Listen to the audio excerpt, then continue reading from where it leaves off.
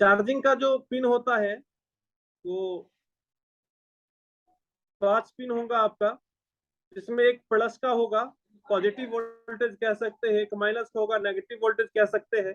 और यहाँ से चार्जर में जो हम इन करते हैं ना वो 5.23 वोल्ट होता है। ठीक है, अब देखिए इतना हम इसको इजी करके बता रहे हैं आपको ताकि बहुत मजे में समझ में आने वाला है। एक बैटरी कनेक्टर है जहां पे आप बैटरी को कनेक्ट करते हैं। ये बैटरी कनेक्टर इस डिजाइन का हो या फिर एडवांस वाला फोन का बैटरी कनेक्टर हो, सप्लाई दो ही आएंगे, एक पॉजिटिव एक नेगेटिव। बाकी जो सप्लाई है वो चार्ज के लिए नॉर्मली काम नहीं करेगा, वो किसी और चीज के लिए काम करेगा। तो यहाँ से सप्लाई चार्जिंग का जैक पे हम जब देते हैं और तो बैटरी कनेक्टर पे पहुंचता है, वो वोल्टेज है आपको 4.20।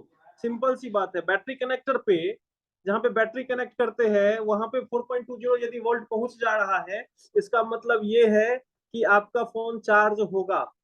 ठीक है, और यहाँ से एक नेगेटिव होगा जिसको हम लोग कहते हैं नेगेटिव वीई, माइनस वीई मतलब नेगेटिव वोल्टेज। स्क्रीन पा पूरा? ठीक है, और ये माइनस वी मतलब ये भी क्या हो गया, नेगेटिव वोल्टेज। तो ये दोनों आपस में इंटरनली जुड़ा हुआ होता है, इसके लेके कोई परेशानी की बात नहीं है। जेन्युइन बात क्या है कि ये प्लस वोल्टेज को इस प्लस वोल्टेज तक आने में क्या परेशानी है ना। यहाँ से आपने 5.23 वोल्ट दिया और यहाँ पे 4.20 वोल्ट मिल गया, इसका मतलब है कि आपका कोई प्रॉब्लम नहीं है। यदि 4.20 वोल्ट नहीं आया तो क्या प्रॉब्लम है, या फिर वोल्टेज आ रही है तो एक टेम्परेचर वाला मैसेज आता है और बैटरी का क्रॉस का सिंबल आता है, तो उसके लिए भी हम आपको बताएंगे। चलिए अभी हम समझते हैं। यहाँ पे बैटरी कनेक्टर पे आपने बोला था हमने आपको कि आप दो तरह के चेकिंग कर सकते हैं, एक कूल टेस्टिंग कर सकते हैं, एक हॉट टेस्टिंग कर सकते हैं। बोल सकते हैं आप लोग, कोई दिक्कत नहीं है। तो यहाँ से जब सप्लाई निकलती है चार्जर जैक से, तो ये लाइन है ना, हम लाइन बना रहे हैं, ये लाइन हमें दिखते नहीं है, ये लाइन हम सर्किट डायग्राम के लिए बना रहे हैं। इसमें कॉइल लगे हो सकते हैं, जरूरी नहीं है कि होगा ही होगा, इसका संख्या एक भी हो सकता है, एक से ज्यादा भी हो सकता है। हम आपको मैक्सिमम कंपोनेंट्स बता रहे हैं, हम जो बता रहे हैं वो क्या है, मैक्सिमम कंपोनेंट। इससे कम हो सकते हैं, ज्यादा नहीं कुछ होंगे। कॉइल होगा और इसमें नॉन पोलराइज कैपेसिटर्स लगे होंगे। क्या लगे होंगे, नॉन पोलराइज कैपेसिटर। ये सिंबल जो है कॉइल का, ये सिंबल नॉन पोलराइज कैपेसिटर का है, आपको याद रख लेना है, इसमें कोई डाउट नहीं होना चाहिए। इसके बाद चलते, एक से ज्यादा संख्या में नॉन पोलराइज कैपेसिटर हमेशा चार्जिंग में लगे रहते हैं, 2 3 4 5 ऐसी तरह से चार्जिंग में नॉन पोलराइज कैपेसिटर लगे होते हैं। आप जब इसका शक्ल देखिएगा, येलो कलर का बॉडी होगा, दोनों साइड से सिल्वर कलर का लाइनिंग होगा और रजिस्टर से थोड़ा सा बड़ा होता है नॉर्मली, तो उसको हम नॉन पोलराइज कैपेसिटर कहते हैं। कॉइल जैसा ही दिखेगा, लेकिन कॉइल तो ब्लैक होता है, लेकिन ये ब्लैक नहीं होगा। सर जी, रजिस्टर ब्लैक होती है ना, ये ब्लैक नहीं हेलो होगा, ऐसा हमने बोला है। बाकी शकल सूरत एक ही जैसा दिखेगा। बोलिए। हेलो। जी बोलिए। सर जी, जैसे वो कैपेसिटर निकाल दो तो कुछ प्रॉब्लम आ सकती है सेल में? नॉन पोलराइज कैपेसिटर या मोबाइल बोर्ड में कैपेसिटर निकालने से प्रॉब्लम नॉर्मली नहीं आती है। लेकिन देखिए किसी सर्किट में 4 5 कैपेसिटर है तो एक तो निकाल दीजिएगा तो कोई प्रॉब्लम नहीं है, लेकिन उस नहीं लाइन में सर, 4 कैपेसिटर लगा है, चारों निकाल दीजिएगा तब तो प्रॉब्लम होंगी ना। नहीं सर, जो ये चार्जिंग सॉकेट के बाद में जो बड़ा एक दो कैपेसिटर कैपेसिटर, लगा होता है वो। सुनिए, पूरे बोर्ड में कहीं से भी एक दो कैपेसिटर निकालते हैं ना, परेशानी नहीं है। लेकिन ज्यादा संख्या में निकाल देंगे तब परेशानी है। और दूसरा बात, सीरीज में यदि कैपेसिटर लगा हुआ हो, सीरीज यानी कि दोनों साइड पॉजिटिव से जब कनेक्ट हो, तब कैपेसिटर निकालने से बात नहीं बनेगी। वो होगा कहाँ पे, तो नेटवर्क सेक्शन में आपको सीरीज में कैपेसिटर लगा हुआ दिखेगा। और दूसरा जगह कहाँ होगा, तो आपको स्पीकर रिंगर में भी सीरीज में कभी कभार कैपेसिटर लगा हुआ दिख जाएगा।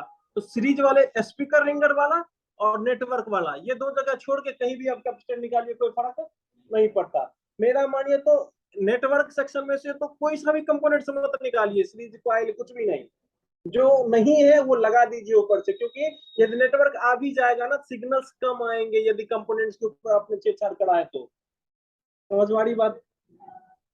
चलिए, तो कहने का सेंस ये है मेरा, यहाँ पे हमने क्या वोल्टेज दिया, 5.23। आप चार्जिंग जैक के इस पिन पे यहाँ पे भी 5.23 में मिल जाएंगे ना, तो जैक सही है, इसका मतलब चार्जिंग के इस पॉइंट पे 5.23 मिल गया, मतलब जैक सही है। अब समझिए बात को, ये जैक क्या है, जैक का कोई काम नहीं है यहाँ पे, जैक नहीं देती कंपनियां। लेकिन जब आप चार्ज लगाते हैं तो बोर्ड को कनेक्ट कैसे होगा, सीधे कनेक्ट तो होगा नहीं।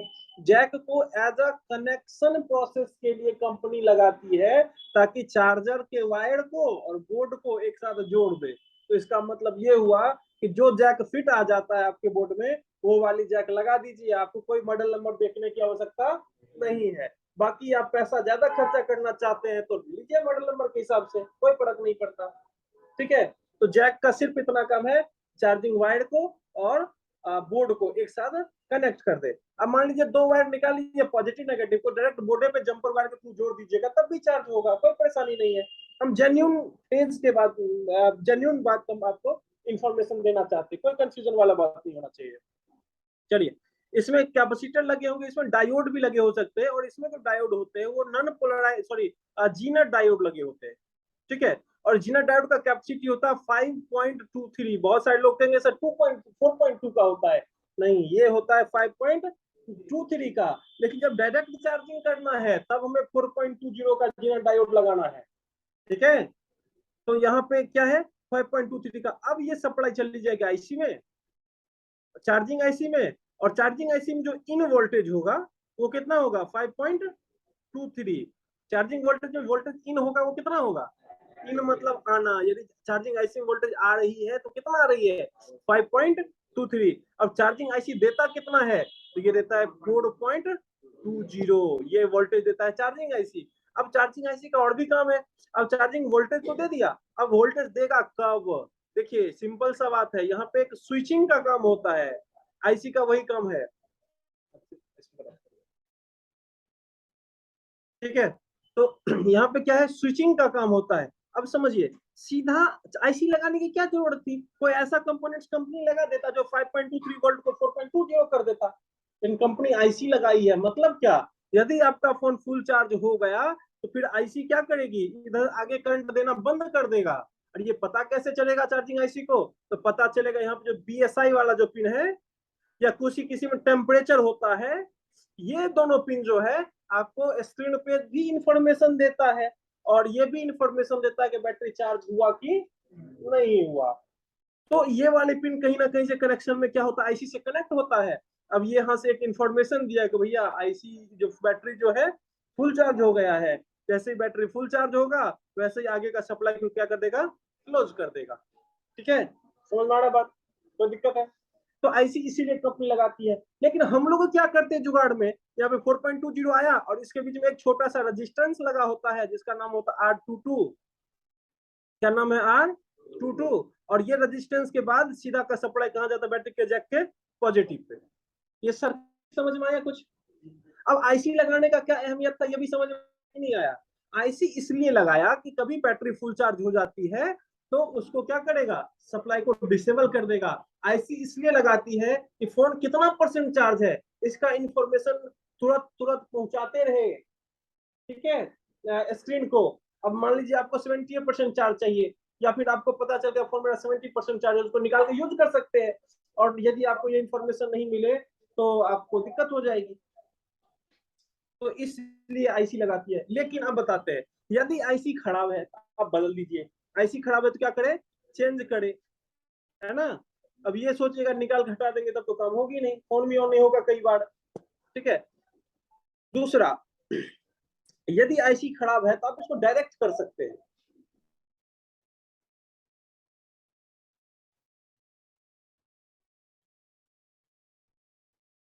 यदि आईसी खराब है तो आप इसको क्या कर सकते हैं, डायरेक्ट कर सकते हैं। तो डायरेक्ट कैसे करेंगे, तो एक सप्लाई ले लिए कहां से, चार्जिंग जैक के पॉजिटिव से, एक सप्लाई ले लिए कहां, बैटरी जैक के पॉजिटिव से। अब हमें क्या करना है, अब समझा तो दिए ना, 4.20 आ जाएगा चार्जिंग जैक के बैटरी कनेक्टर के पॉजिटिव तो फोन चार्ज हो जाएगा। तो मार्केट से जीनर डायोड ले, जीनर डायोड तो पढ़ाए है ना कि क्या काम करता है जीनर डायोड, फिक्स वोल्टेज देता है। जीनर डायोड क्या करता है, फिक्स वोल्टेज देता है। यानी कि 4.20 कैपेसिटी का जीनर डायोड लाएंगे मार्केट से, इसका काम ये होगा कि लेना है 5.23 वोल्ट और देना कितना है 4.20, और लिए 5.23 और दे दिए 4.20, फोन चार्ज होगा या नहीं होगा। अब आप लोग क्या करते हैं, फोन को, अब फोन के बैटरी को बाहर निकालते हैं, चार्ज करना होता है तो क्या करते हैं, 4 वोल्ट दे देते हैं, तो चार्ज होता है या नहीं होता है, हो जाता है।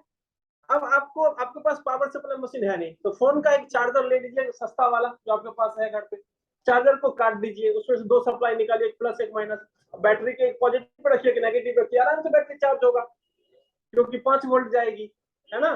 तो टोटल मिला के बैटरी को चार्ज होने के लिए चाहिए वोल्ट, कितना 4.20, लेकिन डीसी वोल्ट चाहिए। कौन सा वोल्ट? डीसी वोल्ट, यानी बैटरी वाला वोल्ट। तो बैटरी चार्ज होगा या नहीं होगा?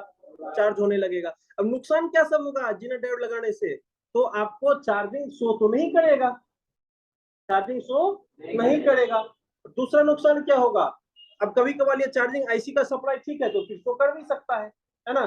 दूसरा नुकसान क्या होगा कि आपका फोन फुल चार्ज होने के बाद भी चार्ज होता रहेगा, तो बैटरी ओवर चार्ज हो जाएगा कई बार, है ना। इसलिए लोग डायरेक्ट चार्जिंग नहीं करता, लेकिन करने पे आए तो किया जा सकता है। चलिए, ये दो बात समझ में आया। तीसरा बात समझते हैं, चार्जिंग, ये जीना डायोड का नेचर समझ में आ गया कि नहीं आ गया? चलिए आगे का बात समझते हैं। चार्जिंग जैक बदलने के वक्त में चार्जिंग जैक का प्रिंट उखड़ गया। प्रिंट उखड़ना समझते हैं या नहीं समझते हैं? चार्जिंग जैक का प्रिंट उखड़ गया चार्जिंग जैक बदलते बदलते, तो फिर तो दिक्कत है भैया। चार्जिंग जैक प्रिंट उखड़ गया तो कैसे काम होगा? ये क्वेश्चन दिमाग में आ रहा होगा। तो ठीक है, हाँ, चार्जिंग जैक का क्या हो गया? प्रिंट उखड़ गया। तो प्रिंट कहाँ का होगा? प्रिंट उखड़ना क्या होता है? जब चार्जिंग जैक निकाल रहे हैं, क्या हो गया भाई? चार्जिंग जैक निकालने के वक्त में क्या हो रहा है, तो क्या होता है, आप क्या करते, प्रिंट उखड़ गया, यहाँ पे जहां पे जैक आपने लगाया है ना, वो जैक एक सोल्डिंग पे चिपकेगा, वो उखड़ गया। आपने क्या करा, हीट कम दिया और जबरदस्ती कर दिया जैक निकालने में, जल्दीबाजी के चक्कर में, या हीट कम दे दिया, आपको इन्फॉर्मेशन का अभाव है। इस कंडीशन में क्या होगा, जैक का ये प्रिंट उखड़ जाएगा। और जब प्रिंट उखड़ गया तब तो फिर परेशानी है। परेशानी क्या है, भैया आप सप्लाई तो देना पड़ेगा। अब कनेक्शन जुड़ेगी कैसे? कनेक्शन जोड़ने का भी तरीका है, आपको याद रखना है। चार्जिंग जैक के पास में, चार्जिंग जैक के पास में यदि एक छोटा सा ऐसा गोल्डन डॉट दिख रहा है, तो दिख रहा है वी चार्ज, है ना, या फिर चार्ज,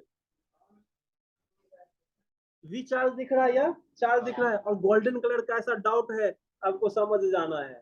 ये बात क्या हिंट दे रहा है? कह रहा कि भैया ये पॉइंट हो या जैक का बैटरी का प्लस वाला पॉइंट हो, दोनों एक ही बात है, क्योंकि वी चार्ज मतलब चार्जिंग का वोल्टेज। चार्जिंग का वोल्टेज कितना होता है? 5.23।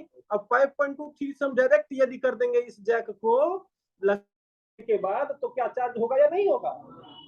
क्योंकि ये बात और ये बात तो एक ही हो गया। तो एक और टिप्स तो ये मिल सकता है। दूसरा, अब देखिएगा कि चार्जिंग जैक के पास में डायोड और कॉइल लगा हुआ है। क्या? डायोड और कॉइल। तो डायोड और कॉइल एक साथ कब लगा रहेगा? जब चार्जिंग का सप्लाई होगा तब, ये याद रखना है, ठीक है। तो चार्जिंग का सप्लाई, अब ये मीटर से चेक कर ले भैया डायोड और कॉइल आपस में जुड़ा हुआ है कि नहीं है। अब एक वायर रखा डायोड के ऊपर, एक कॉइल के ऊपर, एक वायर रखा डायोड के ऊपर, ये जुड़ा हुआ है तो बीप आ जाएगा ना।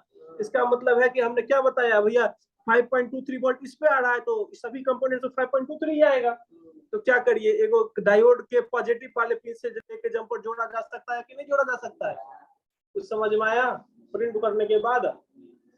अब चलिए, या फिर कॉइल के पॉजिटिव से भी जंपर जोड़ा जा सकता है, कॉइल के इस साइड से भी जंपर जोड़ा जा सकता है, आ रहा है समझ में? ये कैपेसिटर के पे भी जोड़ा जा सकता है, लेकिन कैपेसिटर इसलिए हमने अभी तक नहीं बोला क्योंकि कैपेसिटर का संख्या होता है ज्यादा, आप पड़ जाइएगा कंफ्यूजन में किसका कैपेसिटर कौन सा है, ठीक है। जब फिर भी बात नहीं बने तो बॉर्नियो का स्कीमेटिक डायग्राम परचेज करिए, और बॉर्नियो का स्कीमेटिक डायग्राम से ये देखिए इसका कनेक्शन कहाँ कहाँ जा रहा है, वहां से आप डायरेक्ट कर दीजिए। कुछ समझ में आ रहा है या नहीं? चलिए।